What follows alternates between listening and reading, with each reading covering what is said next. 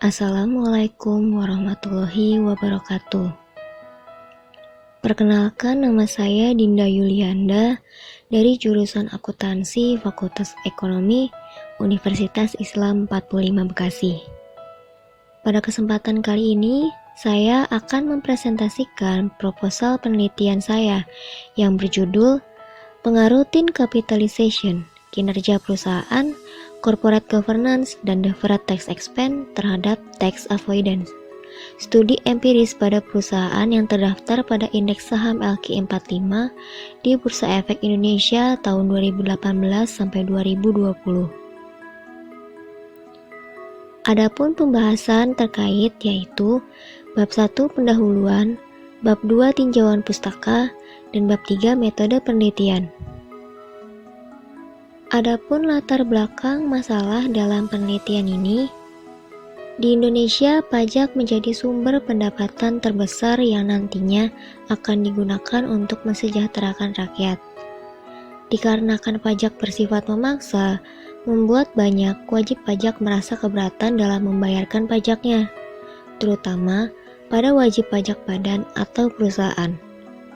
Untuk meminimalisasi beban pajak yang dibayarkan, perusahaan cenderung melakukan tindakan penghindaran pajak atau tax avoidance karena dianggap masih sesuai dengan peraturan perpajakan.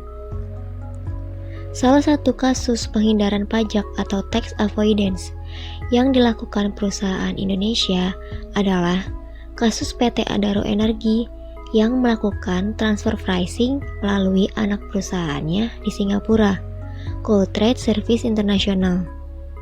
Berdasarkan laporan Global Witness, Adaro melakukan perluasan jaringan perusahaan luar negeri ke Singapura dan Mauritius, di mana perusahaan ini berperan mengumpulkan sebagian keuntungan perdagangan batu bara dan mengelola investasi mereka. Penghindaran pajak terjadi ketika Coal Trade mendapatkan komisi baik dari penjualan batu bara yang dilakukan Adaro dengan pihak ketiga dan penjualan batu bara yang ditambang di Indonesia kepada anak perusahaan Adaro lainnya. Jika keuntungan komisi penjualan batu bara yang ditambang di Indonesia dikenakan pajak Indonesia, maka Indonesia dapat tambahan pajak sekitar 125 juta US dollar dalam kurun waktu 2009 sampai 2017.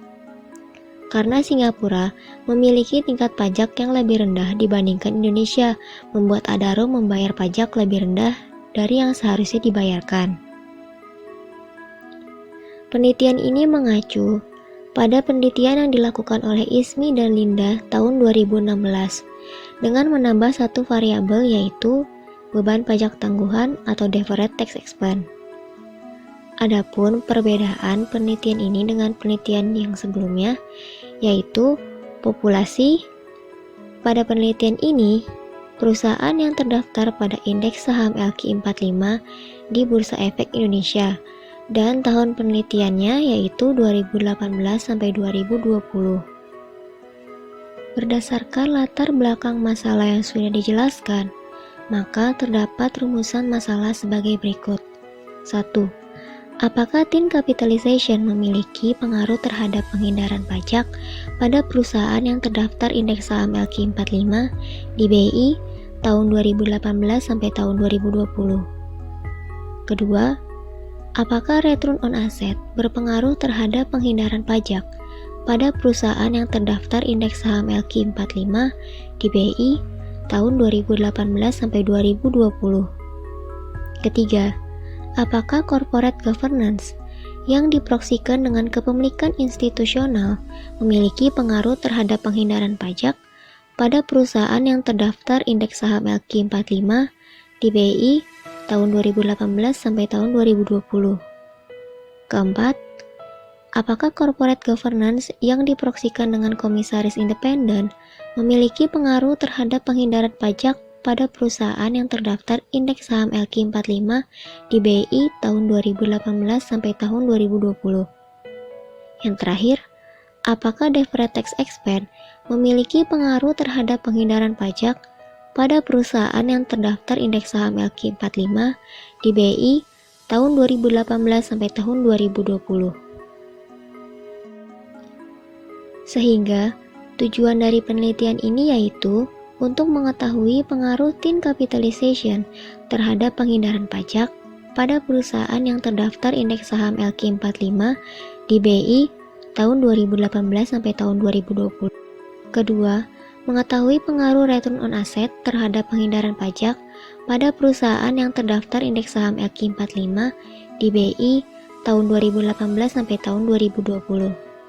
Ketiga, mengetahui pengaruh corporate governance yang diproksikan dengan kepemilikan institusional terhadap penghindaran pajak pada perusahaan yang terdaftar indeks saham LQ45 di BI tahun 2018 sampai tahun 2020.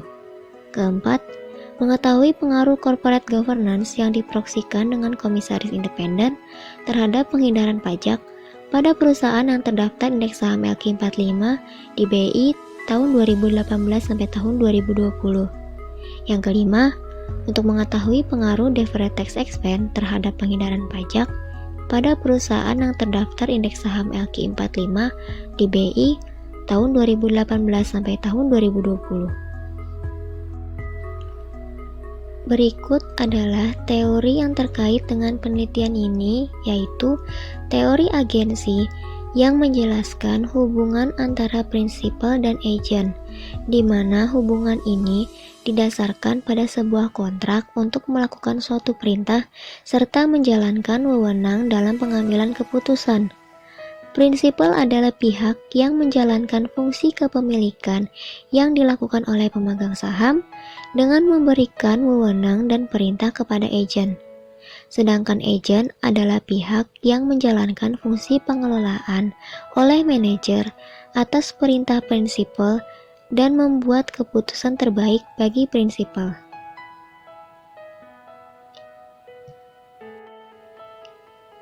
Berikut ini penelitian terdahulu yang relevan yang terkait dengan penelitian ini, yaitu ada penelitian yang dilakukan oleh Fadil Ismi dan Linda tahun 2016 dengan judul penelitian pengaruh tin capitalization, return on asset, dan corporate governance pada perusahaan Jakarta Islam Index. Variabel X1 tin capitalization, X2 return on asset, X3 kepemilikan institusional, X4 proporsi dewan komisaris, X5 kualitas audit, X6 komite audit. Hasil penelitian menunjukkan tin capitalization, return on asset, proporsi dewan komisaris, dan komite audit tidak berpengaruh terhadap penghindaran pajak, sedangkan kepemilikan institusional berpengaruh negatif terhadap penghindaran pajak dan kualitas audit berpengaruh positif terhadap penghindaran pajak. Selanjutnya, ada penelitian yang dilakukan oleh Ayu Andawiyah, Ahmad Subeki, dan Arista Hakiki tahun 2019 dengan judul penelitian pengaruh tin capitalization terhadap penghindaran pajak perusahaan indeks saham syariah Indonesia. Variabel X1 tin capitalization, dan hasil penelitian menunjukkan tin capitalization berpengaruh negatif terhadap penghindaran pajak. Ketiga, penelitian yang dilakukan oleh Rizkika After Tuervia tahun 2016 dengan judul penelitian pengaruh return on asset, leverage, ukuran perusahaan, deferred tax expense, dan kepemilikan institusional terhadap tax avoidance. Variabel X1 return on asset, X2 leverage, X3 ukuran perusahaan, X4 deferred tax expense, dan X5 kepemilikan institusional. Hasil penelitian menunjukkan return on asset, ukuran perusahaan, dan kepemilikan institusional berpengaruh positif terhadap tax avoidance. Sedangkan leverage, deferred tax expense tidak berpengaruh terhadap tax avoidance. Keempat, ada penelitian yang dilakukan oleh Yohanis Karika Wijayanti dan Niketut Leli A. Merkusiwati tahun 2017 dengan judul penelitian pengaruh proporsi komisaris independen, kepemilikan institusional, leverage, dan ukuran perusahaan pada penghindaran pajak. Variabel X1, komisaris independen, X2, kepemilikan institusional, X3, leverage, dan X4, ukuran perusahaan.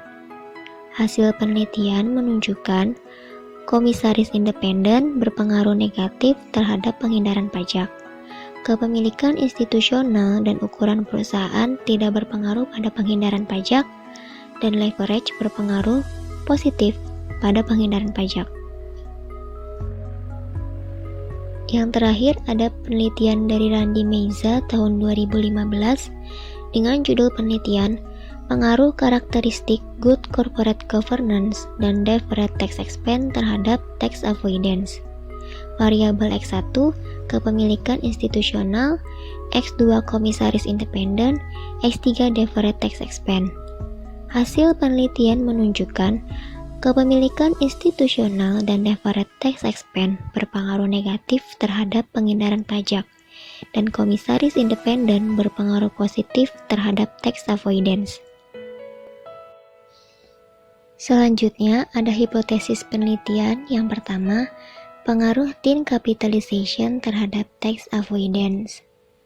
Thin capitalization dimaksudkan pada pendanaan yang dilakukan perusahaan melalui hutang dengan tingkat hutang yang lebih tinggi dibandingkan modal yang dimiliki atau disebut highly leverage. Laba kena pajak yang rendah terjadi ketika semakin tingginya bunga yang harus dibayarkan kepada kreditur akibat dari tingginya hutang perusahaan. Hal ini berimplikasi pada semakin rendahnya kewajiban pajak suatu perusahaan, sehingga strategi ini digunakan oleh beberapa perusahaan dengan meningkatkan rasio hutang terhadap modal untuk melakukan penghindaran pajak. Namun, peraturan mengenai thin capitalization telah diatur dalam Undang-Undang Pajak Penghasilan Pasal 18 Ayat 1, di mana undang-undang ini berkaitan dengan rasio hutang terhadap modal dengan ketentuan besaran perbandingan hutang pada modal yang dapat dibenarkan untuk kepentingan perhitungan pajak. Besarnya perbandingan antara hutang dan modal sesuai dengan Peraturan Menteri Keuangan Nomor 1002 PMK 04 tahun 1984 ditetapkan tidak boleh lebih dari 3:1, di mana 3 untuk hutang dan 1 untuk modal. Dengan adanya aturan ini dapat mengurangi tindakan perusahaan dalam melakukan penghindaran pajak melalui pengelolaan rasio hutang terhadap modal. Berdasarkan uraian yang sudah dijelaskan, maka hipotesis yang diajukan sebagai berikut. H1, thin capitalization berpengaruh negatif terhadap penghindaran pajak. Yang kedua, pengaruh return on asset terhadap penghindaran pajak. Berdasarkan teori agensi, sumber daya yang dimiliki oleh perusahaan dapat digunakan oleh agen untuk memaksimalkan kompensasi kinerja agen, yaitu dengan cara menekan beban pajak perusahaan untuk memaksimalkan kinerja perusahaan, menurut Dewinta dan Setiawan tahun 2016. Teori agensi membuat para agen berusaha untuk meningkatkan laba perusahaan. Return on asset merupakan salah satu rasio yang dapat menggambarkan kinerja perusahaan melalui laba yang didapatkan. Rasio ini memberikan gambaran atas laba yang didapatkan oleh perusahaan dengan menggunakan total aset yang dimiliki oleh perusahaan tersebut. Jika semakin tinggi nilai rasio ini, maka semakin baik juga performa perusahaan dalam menggunakan aset untuk mendapatkan laba bersih. Dengan tingginya laba yang didapatkan, akan membuat tingginya beban pajak yang harus dibayarkan oleh perusahaan, sehingga dapat dikatakan ada kemungkinan perusahaan melakukan upaya penghindaran pajak. Berdasarkan uraian yang dijelaskan, maka hipotesis yang diajukan sebagai berikut. H2, return on asset berpengaruh positif terhadap penghindaran pajak. Yang ketiga, pengaruh kepemilikan institusional terhadap penghindaran pajak. Teori agensi menjelaskan hubungan antara pemegang saham yang menjalankan fungsi kepemilikan dan manajemen yang menjalankan fungsi pengelolaan. Adanya perbedaan kepentingan antara pemegang saham dan manajemen dapat menimbulkan konflik keagenan. Keputusan yang diambil manajemen cenderung mencerminkan kepentingan pribadi tanpa memperhatikan kepentingan perusahaan dan pemegang saham. Untuk itu, kepemilikan institusional berperan dalam mengawasi setiap keputusan yang diambil oleh manajemen secara efektif, termasuk dalam keputusan terkait perpajakan perusahaan. Kepemilikan institusional merupakan kepemilikan saham suatu perusahaan oleh pemerintah atau institusi yang mewakili sumber kekuasaan. Dengan adanya pengawasan melalui kepemilikan institusional, diharapkan dapat mempengaruhi manajemen untuk meminimalisasi upaya penghindaran pajak. Sehingga, semakin tingginya tingkat kepemilikan institusional, maka semakin tinggi tingkat pengawasan terhadap manajemen yang dapat mengurangi konflik antar pemegang saham dan manajemen, serta dapat mengurangi terjadinya penghindaran pajak. Berdasarkan uraian yang sudah dijelaskan, maka hipotesis yang diajukan sebagai berikut. A3. Kepemilikan institusional berpengaruh negatif terhadap penghindaran pajak. Yang keempat, pengaruh komisaris independen terhadap penghindaran pajak. Berdasarkan teori agensi, terdapat kontrak antara prinsipal dan agen, di mana agen ditugaskan untuk mengelola perusahaan dan mengambil keputusan yang sebaik-baiknya demi kepentingan perusahaan. Jika terjadi asimetris informasi antara prinsipal dan agen, maka kontrak tidak dapat berjalan dengan efektif. Prinsipal harus mengetahui seluruh informasi terkait perusahaan termasuk pelaporan perpajakan agar mengetahui apakah ada tindakan yang menyimpang yang dilakukan oleh agen. Pihak prinsipal dapat melakukan pengawasan agar informasi yang diterima oleh prinsipal sama dengan yang diterima oleh agen. Pengawasan bisa dilakukan dengan adanya komisaris independen. Komisaris independen berperan mengawasi dan mempengaruhi keputusan yang diambil oleh manajemen perusahaan. Komisaris independen ditunjukkan melalui jumlah orang yang tidak terafiliasi dalam segala hal dengan pemegang saham pengendali dan juga tidak menjabat sebagai direktur di dalam perusahaan. Sehingga semakin tingginya jumlah komisaris independen, maka semakin tinggi tingkat pengawasan terhadap manajemen yang dapat mengurangi konflik antara prinsipal dan agen, serta dapat mengurangi terjadinya penghindaran pajak. Berdasarkan uraian yang sudah dijelaskan, maka hipotesis yang diajukan sebagai berikut. H4. Komisaris independen berpengaruh negatif terhadap penghindaran pajak. Yang terakhir, pengaruh deferred tax expense terhadap penghindaran pajak.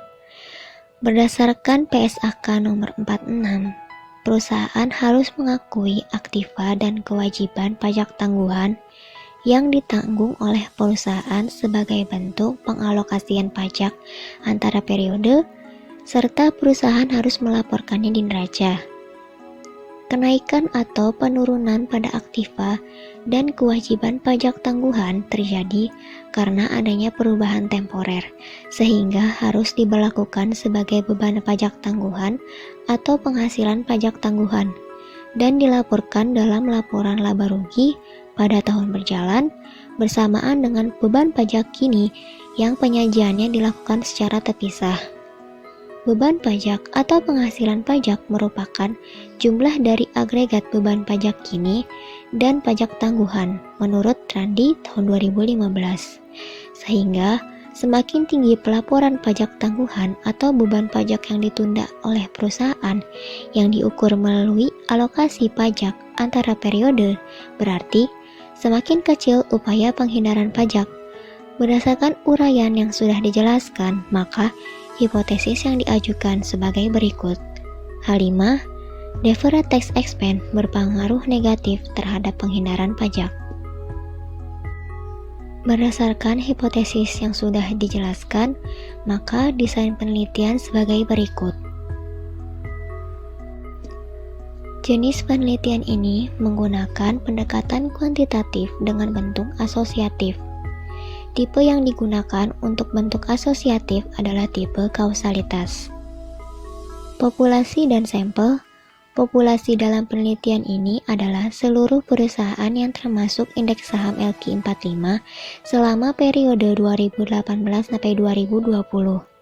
Sampel penelitian ditentukan melalui metode purposive sampling dengan kriteria-kriteria tertentu. Data penelitian. Jenis data yang digunakan pada penelitian ini adalah data sekunder dengan menggunakan data yang bersumber dari laporan keuangan perusahaan yang terdaftar pada indeks saham LQ45 pada periode 2018 sampai 2020. Data diperoleh dengan mengakses situs www.idx.co.id dan www.sahamoke.com. Operasionalisasi variabel. Tax avoidance diukur dengan menggunakan total book tax gap. Tin capitalization diukur dengan menggunakan maximum amount debt. Return on asset diukur menggunakan laba sebelum pajak dibagi dengan total aset perusahaan. Kepemilikan institusional diukur dengan melihat dari berapa jumlah proporsi kepemilikan saham yang dimiliki perusahaan dibagi dengan jumlah saham yang beredar. Komisaris independen diukur dengan melihat berapa jumlah komisaris independen dibagi dengan jumlah komisaris lainnya dalam suatu perusahaan. Sedangkan deferred tax expense merupakan akibat dari adanya perbedaan temporer kena pajak yang mempengaruhi jumlah pajak terpulihkan atau pajak penghasilan terutang untuk periode mendatang. Metode analisis data yang digunakan ada statistik deskriptif, uji normalitas, uji multikolonialitas, dan uji heteroskedastisitas. Metode analisis data yang digunakan ada statistik deskriptif, uji normalitas, uji multikolonialitas, dan uji heteroskedastisitas. Pengujian hipotesis dilakukan dengan menggunakan analisis regresi linier berganda dengan persamaan sebagai berikut. Y sama dengan alfa plus B1X1 plus B2X2 plus B3X3 plus B4X4 plus B5X5 plus E, di mana Y adalah penghindaran pajak, A adalah konstanta, B1, B2, B3, B4, dan B5 adalah koefisien regresi, X1 tin capitalization, X2 return on asset, X3 kepemilikan institusional, X4 komisaris independen, dan X5 deferred tax expense. E adalah epsilon. Selanjutnya ada uji T dan koefisien determinasi. Sekian presentasi proposal penelitian saya, kurang lebihnya mohon maaf. Wassalamualaikum warahmatullahi wabarakatuh.